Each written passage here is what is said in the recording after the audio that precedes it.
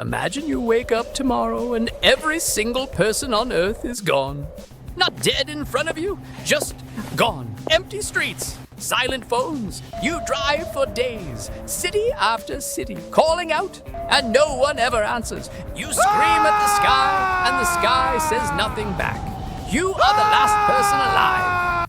And then one day on the far horizon, smoke, another person. Everything is about to change. But before that, here's the real question, not how you'd survive. Something stranger, who would you become? Because that answer says more about you than you'd ever admit. There's a TV show built on exactly this. A man who wakes up believing he's the last human alive. No signal, no messages, no one on the other end of anything. He drives across the whole country, painting "I'm alive" on every wall, and finds no one. He stands in empty town squares and shouts just to hear a voice. His own echo answers, and slowly it sinks in. He is completely, totally alone. So let's use him to ask a question philosophers have circled for 3,000 years. Where does your morality actually come from? Is it truly yours? Or is it just the feeling of being watched? Let's find out. And fair warning, you might not like where you land. The first thing that happens to him isn't dramatic, it's small. He stops shaving, stops washing. Why would he bother? There's no one left to look presentable for. And that's the first crack, because think about how much of what you do every day is for other eyes. Your clothes, your posture, your words. Take away the audience and a surprising amount of you just dissolves. Then it gets bigger. He walks into any store, any house, and takes whatever he wants. He drives priceless cars. He wrecks whatever he feels like wrecking. Nobody stops him. And notice, nothing here is technically wrong anymore. Every law is still written down. But there's no one left to break the rule against. Theft needs an owner. Vandalism needs a victim. Alone, those words lose their meaning. The rules didn't disappear. The eyes did. And it turns out the eyes were doing most of the work. So is he free? He should feel free. But the empty light around him feels cold, not liberating. Which brings us to a story from 2,500 years ago that saw all of this coming. Plato tells it in The Republic. A humble shepherd named Gyges is in a field when an earthquake opens the ground, revealing a ring. He picks it up, and he discovers it makes him completely invisible. And the moment he realizes no one can see him, he uses it to seduce a queen, murder a king, and steal a throne. He walks unseen through the palace and takes everything because no one can catch him. One ring, and an ordinary man becomes a killer and a thief overnight. Plato's point, spoken through a character named Glaucon, is brutal. No one is just because they love justice. They're just because they're afraid of getting caught. Give the most honest person alive a ring of invisibility, Glaucon says, and they'd behave exactly like the worst one. Justice is just the fear of consequences. For 2,500 years, that idea has refused to go away. And you already live near this experiment. It's called the internet. Give people anonymity, a username, no face, no consequences, and watch how differently they treat each other. The comment section is Gyges' ring with a keyboard, so maybe the last man on Earth isn't becoming a monster. Maybe he's just showing you what was always under the manners. Strip off the polite mask, and what's the real face underneath? But here's where it gets strange, because this isn't only philosophy. Your brain does it automatically. Psychologists found something almost funny.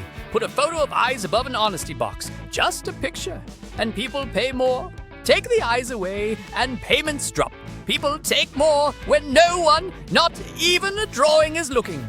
Put a mirror in a room, and people cheat less. Catching a glimpse of your own face is enough to make you more honest.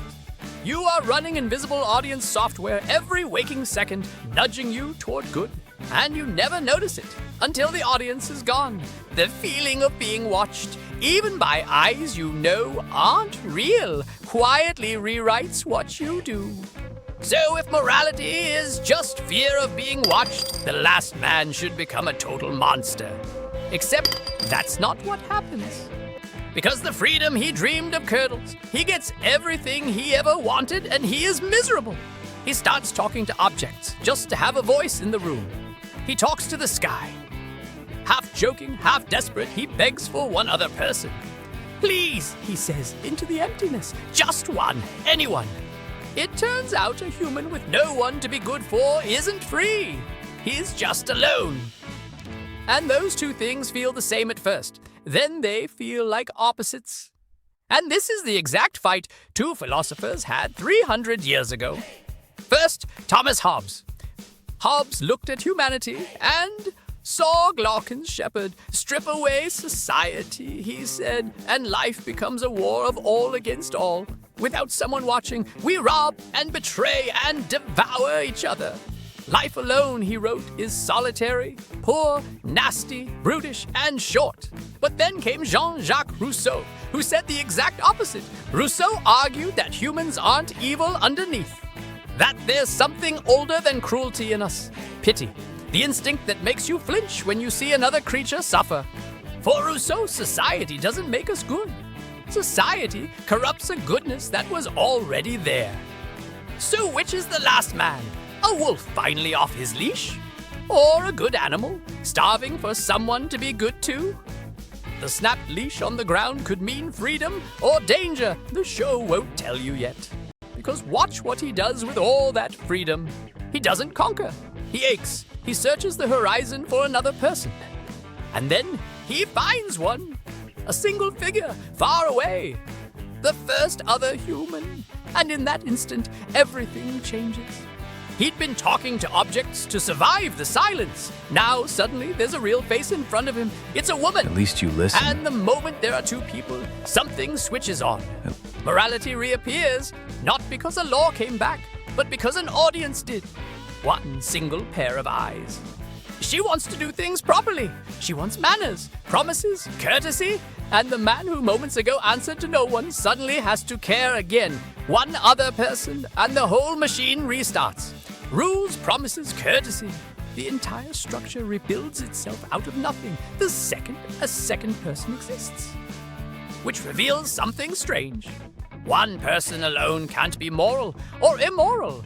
They can only be. It takes two for right and wrong to even exist.